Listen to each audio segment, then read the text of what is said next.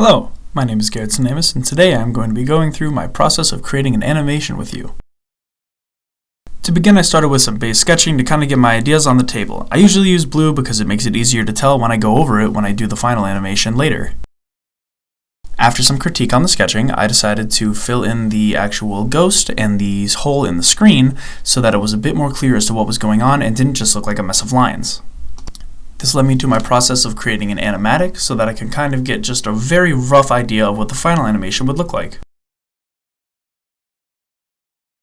I had a clear idea of where I wanted my animation to go, so next was the style frame. Basically, I was going to create a final frame of what the actual animation would look like. This is where I would get all of my colors and ideas.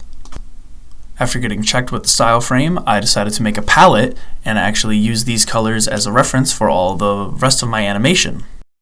I decided to use Procreate for my animation because it was a program I had semi-used before, but I had never used its animation feature, so I had some familiarity as well as some learning to do.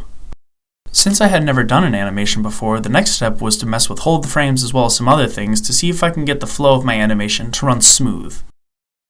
When drawing the frames with the question mark and exclamation on the screen, I decided to hold longer than I normally would to really emphasize the impact that these scenes had. When it comes to the error screens during the electrocution phase, I used some references such as Error 404 as well as the no signal screen shown on most older TVs. And finally, for the last frame of the electrocution, I decided to use the infamous blue screen that you get on your computer. And finally, looping the head up and down was very easy. I just reversed the animation of lifting up the head into going down and just moved the position of the ghost around.